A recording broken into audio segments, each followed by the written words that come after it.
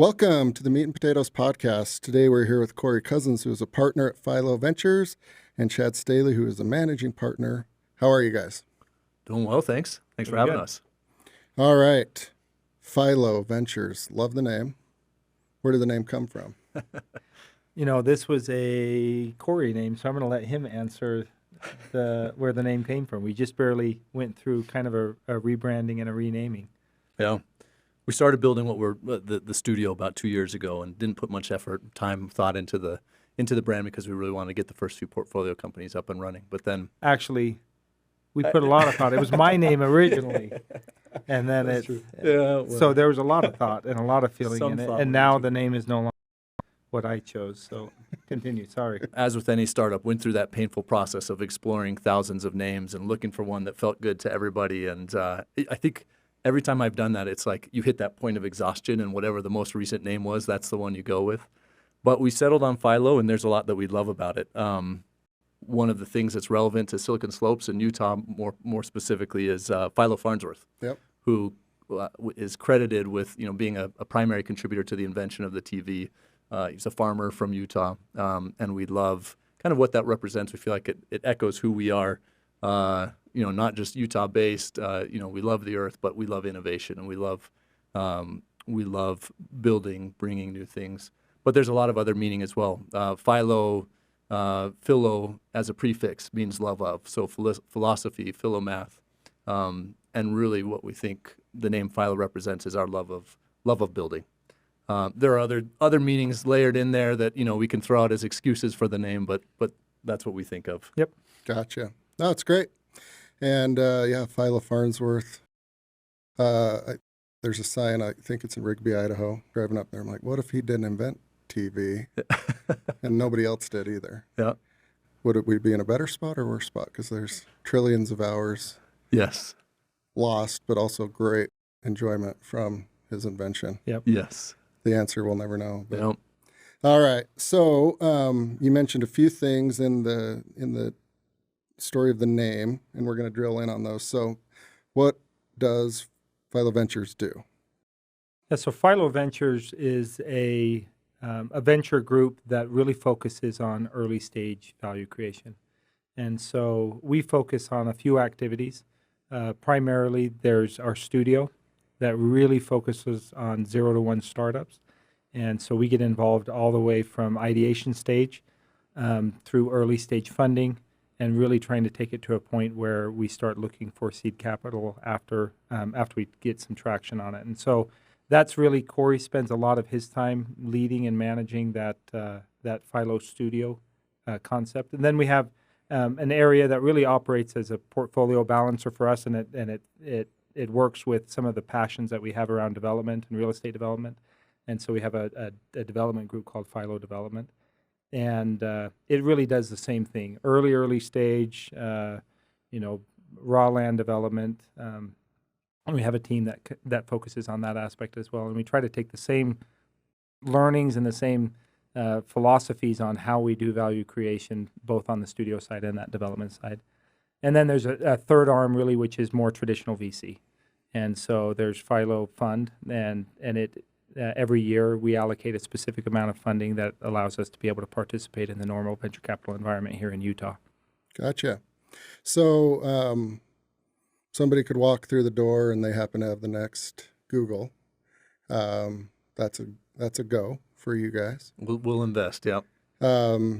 Their sister could walk through with a napkin and an idea, and that's also a go, it sounds like. Is that accurate? Yeah, with the studio, on that second note, napkin and idea. So on the VC side, we invest early stage, right? Yeah. So could invest in sister with napkin idea, absolutely. If that's something that she's excited to build, and if she's looking for funding, and all the other boxes check out, right? Absolutely could fund that. The other piece of it is the studio side, where we essentially are building it, and what we often see. And what we encourage is groups that come to us and say, hey, we want this thing to exist, right? Either we want to invest in it, or more often we want to be customer number one. It doesn't exist. Nobody's building it. Can you guys build it for us? And so, to your point of napkin and idea, we do love it when people bring us, ideas on napkins and say, hey, we need this to exist. Can you do it for us? And that's what we've built a platform for, is to be able to take those ideas, run them through a validation process, and then efficiently launch them where we see something that does have some promise. Very cool. And we really love, I mean, our passion, the reason why we started Philo was really around creation. It is, there's just something special when you're really participating in that creation from the very, very get-go. And there's something magical that happens when somebody says the phrase, I have an idea. There's some real positive things that happen. There's some things that maybe are a little bit difficult to happen as well. Equity is doled out normally at that very first breath. And any time that you're trying to wrangle that away can be very painful. And so we've chosen to start and to participate in that process from the very get-go. So our process really begins with on a quarterly basis, we have this ideation marathon where we all get together and we invite outside parties that have expressed interest to participate, and we just shoot out a ton of ideas. And some of them are really, really stupid, like really bad ideas. And most of those come from me and from other members of our team. But it's this safe place where you can just throw 40 or 50 ideas out, and then together we say, what are the things we're going to want to work on? What sounds fun? What sounds like it's going to have impact? What can we get behind over this next quarter that we really want to focus on in doing an intensive validation process over the next 3, 4, 5 months? And then if it meets criteria, then we can move on from there. So really participating in that early stage, it's hard. It's a lot of effort to kind of do that. But there's nothing more rewarding than being part of creation. And that's why we love the way that we've approached it. Now, we've made a lot of mistakes in that process, but I think we're learning that there's some real value that can be created there. Very cool. I've got a few friends that some are already successful and they just don't have the stomach for it. But they have really good ideas, to your point, like when we're just jamming out. Like, boy, there's some merit to that. And then you're like, oh, that requires some capital, some developers, somebody's got to market it. And then it's like, oh, that'd be cool. And then there's some that have, they haven't quite made it yet. And they're just not quite in a position, but the idea definitely has merit. So in those quarterly meetings, that could be an idea that's brought up, whether it's just fleshed out a little bit or it's got more thought to it, and you might pick that up and run with it. Is that correct? Absolutely. We intentionally keep a very low bar in those meetings, because often what will happen is somebody comes and they say, I've got this inkling of an idea. It's not fully fleshed out yet, but we're happy to spend a portion of that, usually it's a day or two. So a portion of that just kicking that idea around. And then it's an idea that the whole group can start thinking about. And, over the next quarter, maybe nothing happens with it that quarter, but the next quarter we come back to the next idea fest, and all of a sudden what was just an inkling of an idea now is, better fleshed out, and it's at a point where we really can, do a meaningful validation process on it and really explore it the right way. Yeah, I think that, the entrepreneurial process puts so much weight and credibility on those that are able to come up with good ideas. And to us, the idea is just the very beginning stage. And on our team, we have those that are really great at coming up with initial ideas. We have outside individuals that come up with great ideas. But then we also have people that sometimes are unsung heroes in entrepreneurship that are incredible at iteration and know how to iterate on an idea and find value where there maybe wasn't value in the original idea, or implementation experts, where sometimes we downplay their contributions in that, and we overpitch the person who had the initial idea. Yeah. But to us, the real value creation comes in that entire process of ideation, iteration, validation, and operation. And that's really what our studio is trying to optimize around. And this Utah ecosystem, you have a lot of people that meet that criteria of what you said, which is maybe they don't want to go through the effort of being a solo entrepreneur. There's a lot that's involved with that. Maybe they have a family and they have other obligations that don't allow them to just bet it all on black. Mm-hmm. And so our studio allows those that are in that kind of scenario where they have this entrepreneurial spirit, but they also need some level of stability in their life to be able to excel and to perform. And what we've learned from our recruitment process is that those individuals that are just one standard deviation from that bet it all on black entrepreneur there's an incredible number of those individuals that are excited to participate in that entrepreneurial process. Yeah. And it's an awesome talent pool. Incredible. Especially here. Yeah. Yeah. And a quick glance at history would indicate that you need everything that you just described: the idea, the ideation, the implementer, the unsung hero. There's not many success stories that don't involve all Yep. of those. And it is a little bit infuriating. Every once in a while you'll realize or hear a story of, oh, that person got all the credit, but behind the scenes there was a lot more that should have gotten the credit, right? I think any documentary you have on a successful business, you always have that bitter group. There's somebody out there that's bitter that they didn't get the credit they deserved because they really were pivotal in the success and maybe just don't get ever talked about. Yeah. And we were talking a little bit before. I don't see the point in any of this if it's not there's not a little bit of fun, whether it's real estate development or early stage studio. And this sounds like it's pretty fun. I think we have our fair share of fun. I would say, when we describe what we do to people, it does sound like the dream job and it sounds romantic. I mean, it's a lot of work, but I would say it's by far the most enjoyable job I've ever had. It allows us the opportunity to ride the ups and downs of entrepreneurship, which can be really, really high highs and really, really low lows. But we're able to do it as a team, and we're able to do it as a consistent team that when we have failures, we can celebrate the failures and move on to the next opportunity. There are a few other things that I think make it a lot of fun. So, we're both builders, right? There are different stages of a startup. You know this. I've spent most of my career in the early 0 to 1 stage. I've spent some in the growth stage. For me, it's that 0 to 1 that's particularly fun. And I know that's not the case for everybody, but just that initial like ideation and discovery and iteration, I personally think that's a blast. And most of the folks that join us, they join us because they love that so much. Yeah. You get to learn a new business, a new industry on a pretty regular basis. The other fun part about it, another fun aspect about it is what we're doing is, we call it parallel entrepreneurship, and we didn't come up with that term by any means, but we like that term because it describes, I think it highlights the difference between this and either one-off entrepreneurship or serial entrepreneurship. And when you are in that, one-off or even serial process, you really have put it all on black. Yeah. And I think, that's fantastic in a lot of ways, right? Because, it drives people to do amazing things. But it also just creates such incredible pressure because you have so much risk. And here we're able to de-risk it a little bit because we don't need any one of our projects to be a success. In fact, we expect, like a VC when they're investing, right? We expect a decent number to be failures or for us to have to pull the plug on it.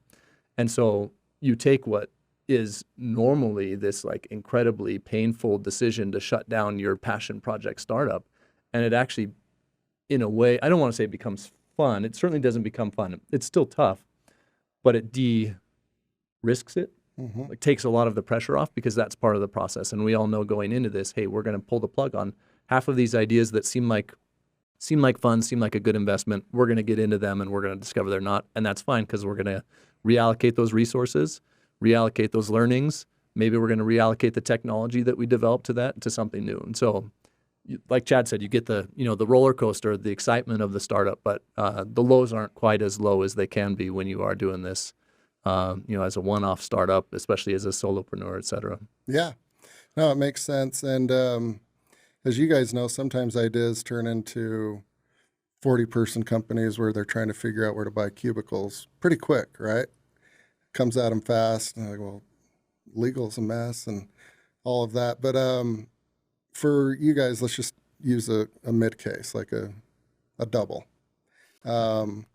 where the idea comes, the ideation happens, you start to put the scaffolding together. What's a realistic timeline for that process to, I don't know what you guys phrase it as, like maybe they Like spin fly out. the coop and Yeah. go out into the big world, spread their wings. Yep. Give us a general idea of how that might work. We target spin out at about 18 months. Okay. Now, that said, we're about 12 months into the first portfolio company. So check back in 6 months and we'll see if we were successful in that effort. But Yeah. a large part of what we're doing, and this kind of goes back to the fun as well, a large part of what we're doing is we're building pretty standardized processes and resources around a lot of that aspect that's not necessarily the fun part, right? Accounting and finance, that's all in place on day one. Yeah. Legal is in place. We've got, in-house design and dev and HR resources, all of that's in place. So that lets us accelerate this process to get this company up and running from the time that we've validated the idea to the time that it's ready to go raise external funding. The founder's not having to deal with like, okay, what are financials? How do I get financials ready so that I can make sure I'm ready to go raise? Or, how do I raise? Who do I talk to? What does a pitch deck need to look like? All of that structure is in place so that the co-founder we bring on to help build a company with us really gets to focus on the fun part of the startup, on, the magic is what we refer to it as. They get to focus on building the magic. And that's a lot of, for us, there's this inherent chaos that exists in entrepreneurship. And if you try to overstructure that chaos, you'd lose some of the magic. But there is some negative chaos that exists in that process. And really what we're trying to do is to identify and structure around that negative chaos to the best we can. And the real danger is that we pull that lever too hard and overstructure. And so that's where we're trying to feel it out. What is the magic that people bring, and how do we keep some of that choppiness that happens, in the normal entrepreneurship process or the solopreneurship process where, you're trying to just get those first dollars in to just get you initial. We take that pressure off because that choppiness wasn't actually the magic. And even going into now I need to learn how to do a pitch deck, we take that off because that's not really the magic. The magic is the business itself that we're trying to grow. And the more we can structure around the negative chaos, I think the more we can create a little bit more predictability. There will still be chaos. There'll still be some unpredictability there. Mm-hmm. But if we can increase predictability just a little bit in this process, we think that there's something valuable there. Oh, for sure. What you've kind of just described is all the horrible parts of being an entrepreneur are taken care of for the most part. Any points where you're not confident, taken care of. So it would probably be a game changer for an entrepreneur to just focus on what they're good at and not have to worry about HR and legal and accounting. Yeah. It goes back to what Chad was saying earlier. There are a lot of folks that absolutely have the capability to start a business and make it a success. But for whatever reason, maybe it's that they don't have the idea they want to pursue. Maybe it's that they, have constraints in their life that, prevent them from putting it all in black, from taking that level of risk. We're able to not only provide them with that opportunity, provide them with that safe space, but also let it be a lot of fun and put bumpers on the alley essentially. Yeah. Which then, if we do our job right, drives higher rates of success, quicker rates to external funding and growth. There's some pretty interesting statistics about what studios have been able to do as far as, rates to Series A raise, or amount of time it takes to get to the Series A raise, IRR on the investment dollar, stuff like that, because of those efficiencies that you gain. Oh, for sure. And I think the risk of this model, and where we're still trying to feel it out, is you see a lot of these businesses that are very successful because they were passion businesses, right? You see these ones where the founder had to bet it all on black, and they had to beat their head against the wall for 10 years, and finally this thing emerges at the right time. And we've had to be comfortable with our model that we're not going to be able to capture those kinds of businesses. They're just going to fall off because they didn't meet metric. They didn't meet some of these other things that we've established as requirements for us to pursue those further.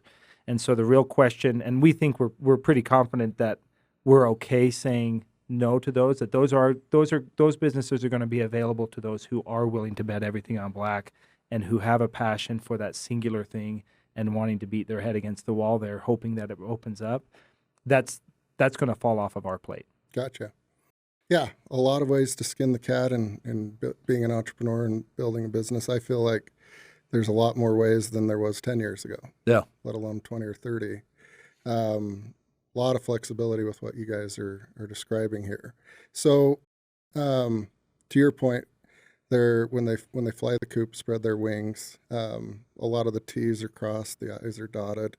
Maybe not all, but most, sounds like. And what happens then as it pertains to your relationship with the entrepreneur?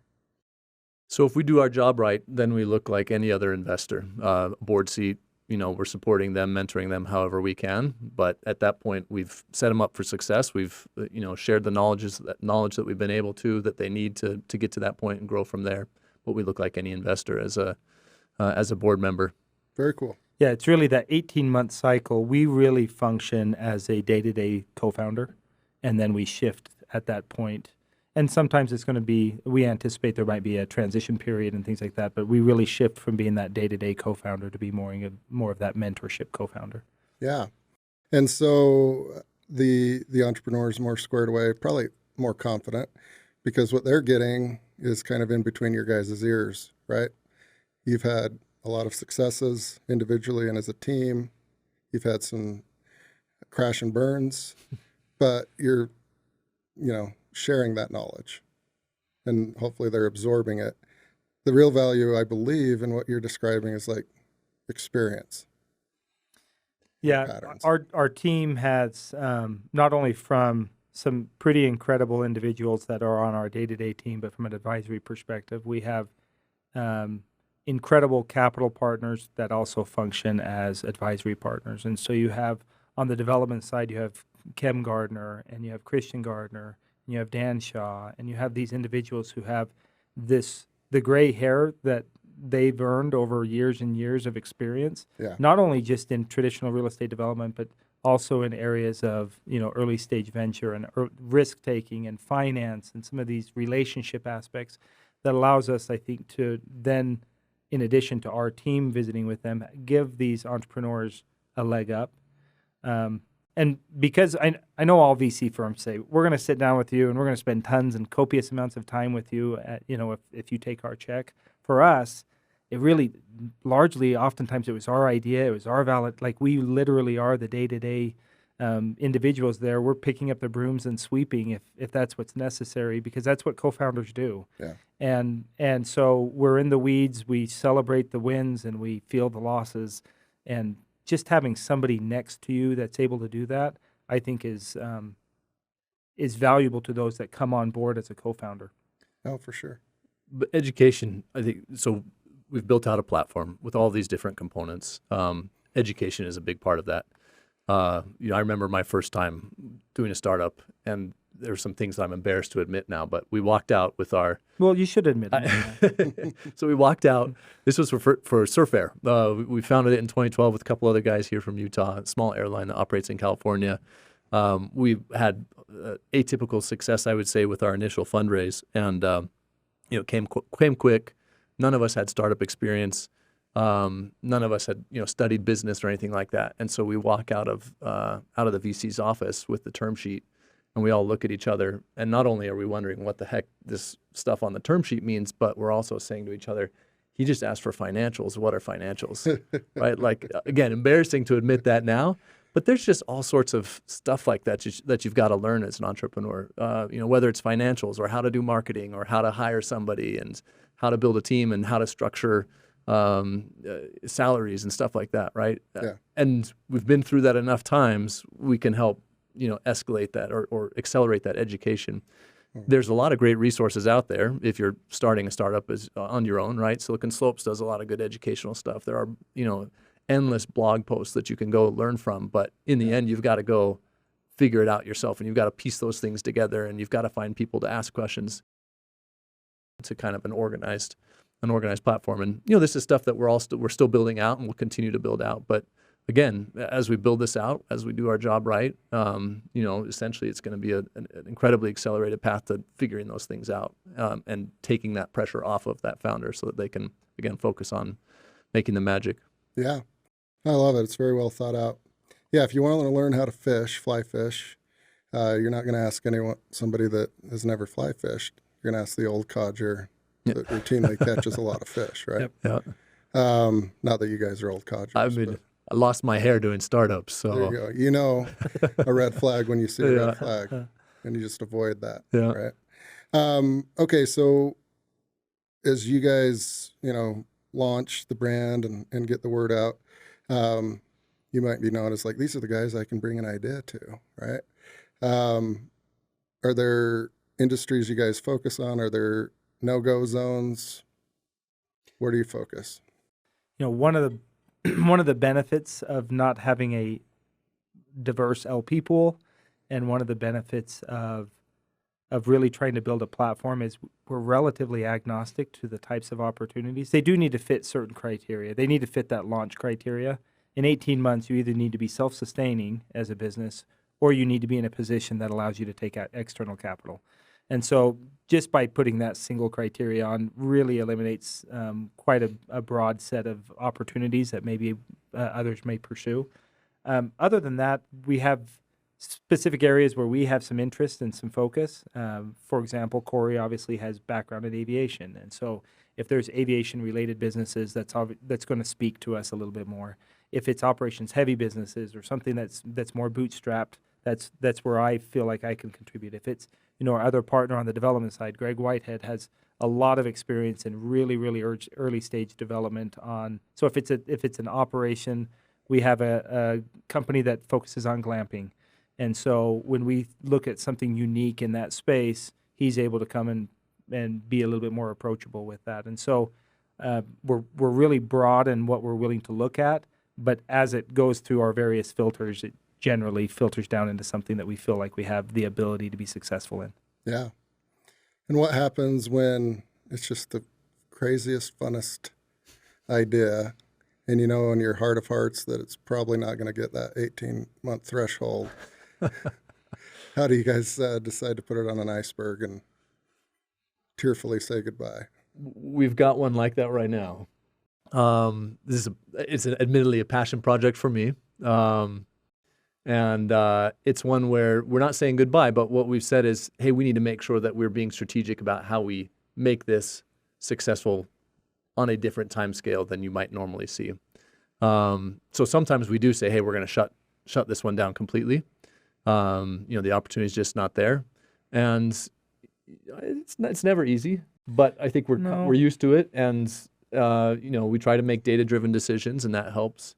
We operate a relatively democratic process here, not just at the partner level with the 3 partners, but we really involve the entire team, because ultimately we bring people on that are interested in creation. And if people don't feel like we're actually creating value, the passion isn't necessarily in a particular business or a particular industry. It's about creation. And so collectively, we're able to have a lot of those hard conversations and say, do we really think we're creating something here? Because if we are, let's stick to it. But let's stick to it because we actually can show measurable creation of value. And if we're not, then let's just be disciplined, and all of us say, we got involved in this because we want to create value. Let's go redeploy our time and effort elsewhere. And that's why those passion projects that we don't pursue, or that we can't pursue fully the way that others maybe can, it's more difficult for them to say good, because that means I've got to go get another job, or I've got to go tell my wife that we just failed and we've got to figure out, we got to move some. I mean, the no's or the we got to move on can be so incredibly painful in those situations. And we've tried to make it so those no's can be celebrated if we catch them quick enough and we say we're going to pivot to something else that actually is creating value. Interesting. And this might get inventors your way. Is that correct? Like eccentric or not, where that's the extent of their entrepreneurial vision, is like inventing, or is that a bridge too far for you guys? We've looked at a few. The breakdown sometimes happens in that 18-month timeline, right? It's because oftentimes when you go through that invention process, you end up not being able to conform with that, and then depending on what the invention is, we have a specific dollar value that we're willing generally to apply towards these, and sometimes through the prototyping phases, it depends on what the invention is. So oftentimes that falls out through our filters. Interesting. Yeah, I bring that up because on the family farm, I think farmers, through just being wildly depressed that things don't work, oftentimes want to create inventions. Yep. And then the harvest needs to come in, and then they have to plant. But a lot of them have some really good ideas. One I remember is just putting up electrical fence that you could either do manually or with, a jankety spool type of system. And you can always tell the engineers are the inventors, right? Because they're like, this is so stupid, this sucks. And they start drawing on a napkin, right?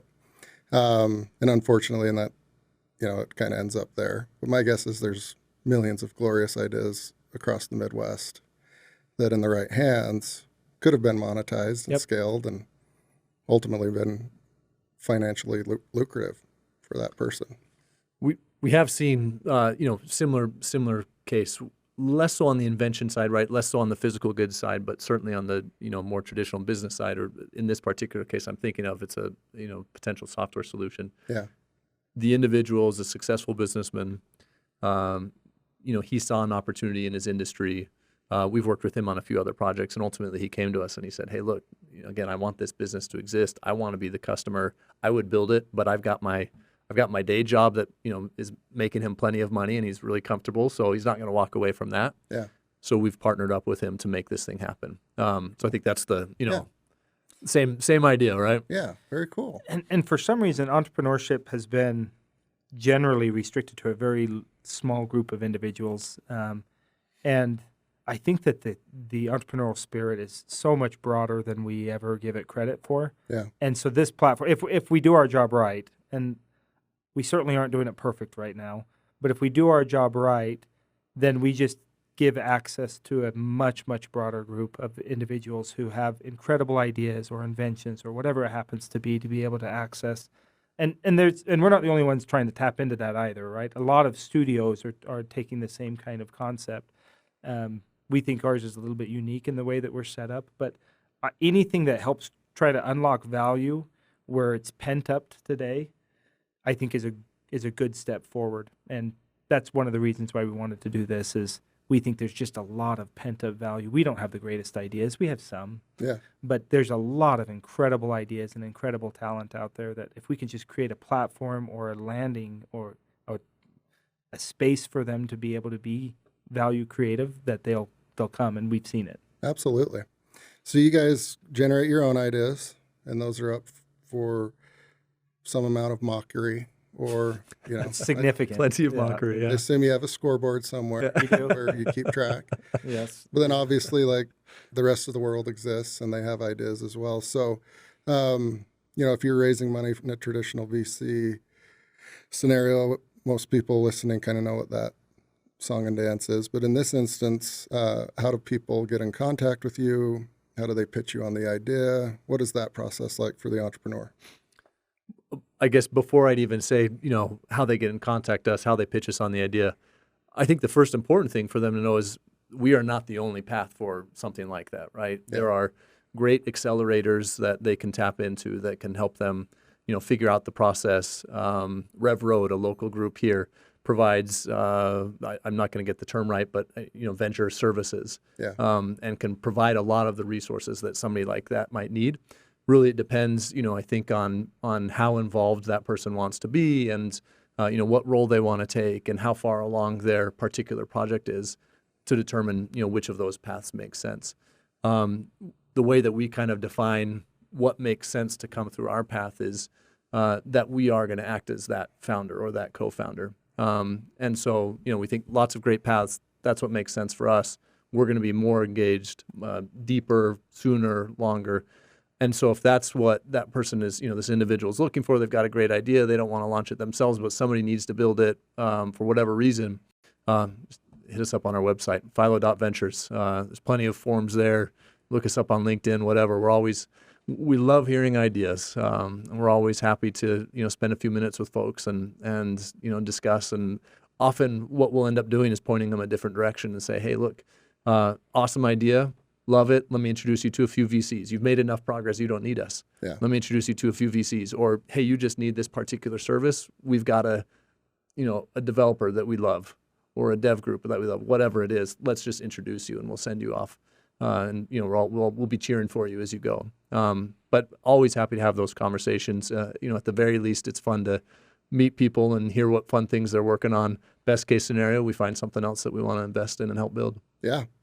So you keep your karma bank account pretty full by this isn't the best fit, but you spread the wealth, it sounds like. Well, I can think of the few successes that have come my way are largely because of others doing the very same, right? Yeah. I mean, ultimately, it's very hard to be that solo entrepreneur that just based off of solely their own merits make it work. It's normally a community that helps get there. And I think one of the amazing things of being in this area, particularly in the Silicon Slopes area, is the incredible supportive community where I think people legitimately are excited when there are successes out there, and people legitimately want to see other people win and succeed. Now, people also want to make a lot of money and do a lot of good things. So there's also going to be this capitalistic tendency, which I think is very healthy. But I love the environment here of collaboration. To the extent we can participate in that,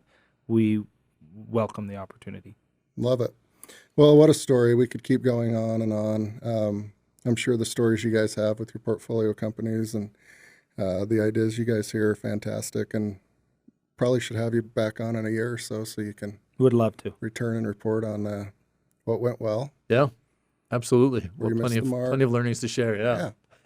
I like that you guys are very down to earth and humble and tell it how it is. And there's definitely a ton of upside to your model, but it's always nice and refreshing when you say there's other options as well. You know, kudos to you guys for acknowledging that.